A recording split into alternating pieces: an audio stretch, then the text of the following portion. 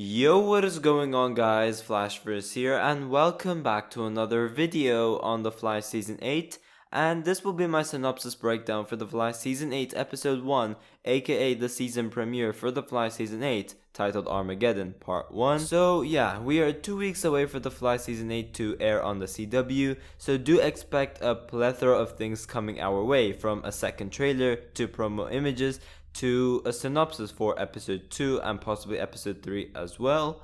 Obviously, one thing we know that we are getting going into The Flash Season 8 is that the first 5 episodes will be a special event titled Armageddon, which is a crossover. It's the first crossover we are getting since Crisis on Infinite Earths, and it's very exciting.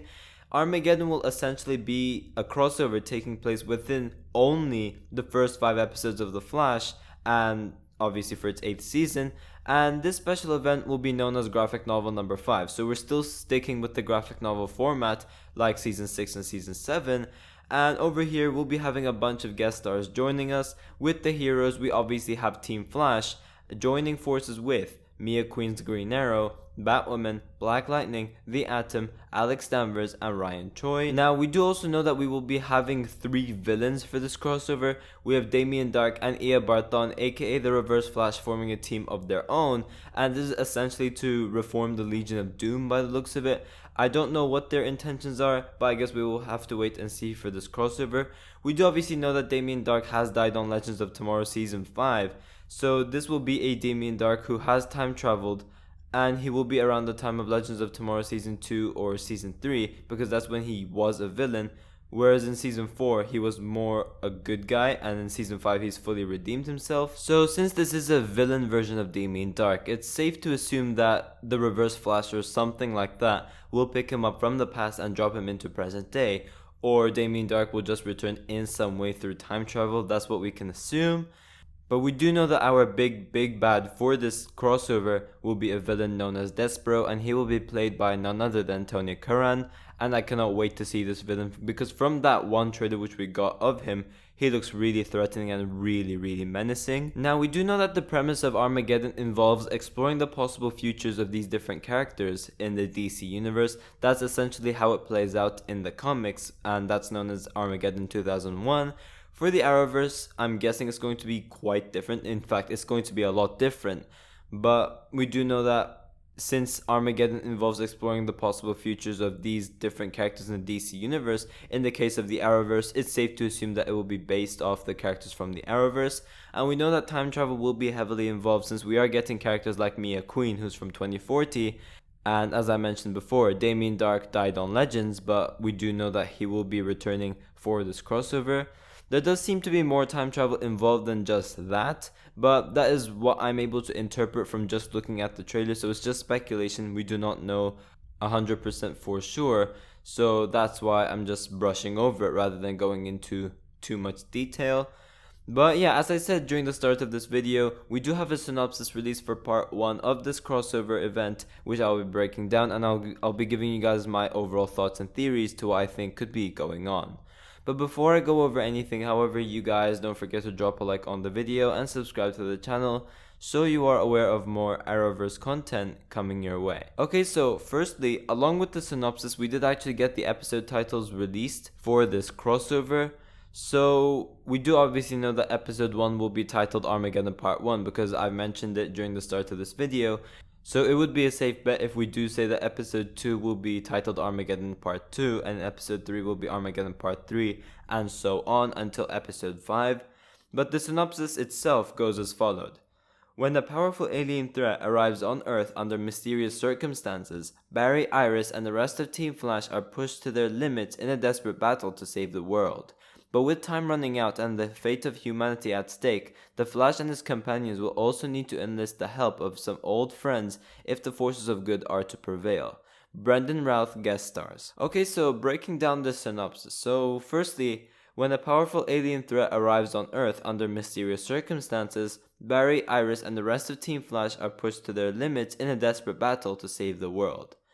So yeah, this pretty much does hint to the main stuff taking place during episode 1. Obviously this powerful alien threat is Despero, as he is the main villain for this graphic novel and for this crossover. It will be interesting to see what exactly it is that Despero wants with the Flash, Maybe he has something in possession which Despero wants. Maybe in the future Barry poses a threat to Despero's plans. I'm not entirely sure, but we will find out pretty soon. Now, obviously, for these first 5 episodes, the stakes are going to be high. That is very exciting because it just means that we're going to be getting some really intense scenes taking place. And from the Flash Season 8 trailer, it does look like The Flash and Despero will have a pretty cool rivalry, which will be well established during the premiere and being maintained for these 5 episodes. But yeah, it's a no-brainer that Team Flash are pushed to their limits in a desperate battle to save the world, because Despero is literally the most powerful villain the show has ever had. And as I have mentioned before, because of how powerful he is, this raises the stakes, and that would obviously make sense because it's a crossover. And thus, due to him being way too powerful for the Flash to solo, it does make him a really, really good villain and this crossover level threat. But moving on to the next part of the synopsis. But with time running out and the fate of humanity at stake, Flash and his companions will also need to enlist the help of some old friends if the forces of good are to prevail. Brandon Routh guest stars. Okay, so from the trailer, we did obviously know that Despero will give Barry a 7-day warning to do something. What it is, we do not know, but we do know that Barry has a 7-day warning for something. But we do know that he has some kind of hatred towards the Flash, saying that in the trailer, he literally says, "I've come a long way to find you, Flash, and now that I have, I will end your existence." So we do know that Despero has some motivations towards Barry already before he's arrived on Earth, and it will be interesting to see what it is. So from what I'm seeing over here, it seems that Barry is running out of time with these 7 days, which results him to attempting to recruit the core Justice League members, such as Batwoman, Black Lightning, Sarah Lance, Superman, Supergirl, and he won't be able to do this one, but Green Arrow, Oliver Queen's Green Arrow. Obviously, Green Arrow is dead, so he is unavailable. Batwoman, obviously being Kate Kane, from what Barry knows, will be unavailable because Batwoman is now a whole new person. Supergirl would have probably been gone to the future with Mon-El by the time Supergirl ends. Now, if they do mention it, it will be interesting to see what excuse they will use for Superman, because he should be available, as in like in terms of these character availabilities. Like Superman and Lois didn't really end with something happening to Superman. He's right there. So it will be interesting to see if they do mention why Superman would be unavailable. But obviously, as we know, the legend would still be stuck in the past from the events of the season 6 finale, so Sarah Lance and the rest of the Legends of Tomorrow will be unavailable as well. And due to this, Barry would turn to Jefferson, who would obviously be the only one in the Justice League who Barry knows about, and then them together would work on recruiting these other heroes, and then they would find out that Batwoman is a whole new person.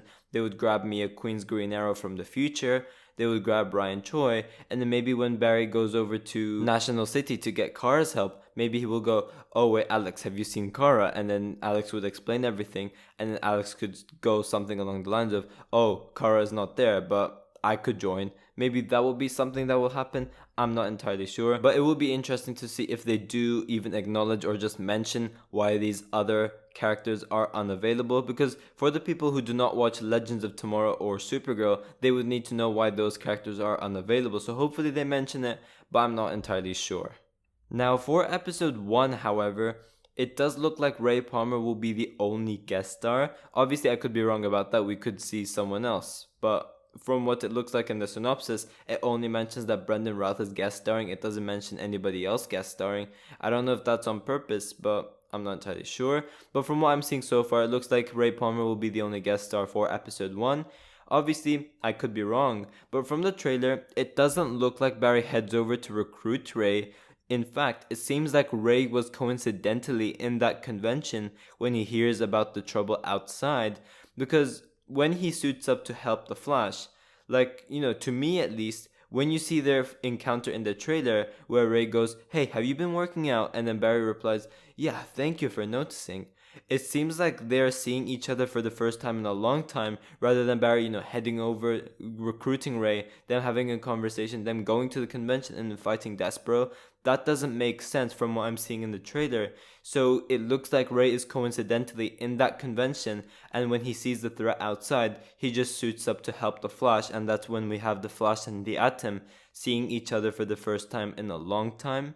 But yeah, I am very interested to see how all of this plays out, and I am really, really excited going into these first 5 episodes of The Fly Season 8. But yeah guys, thanks for watching. If you guys have enjoyed the video, please give a like and subscribe. Be sure to tell me in the comment section down below which characters are you most excited to see for this crossover. I'm interested to see all of your thoughts as well. And yeah, I will see you guys in my next video.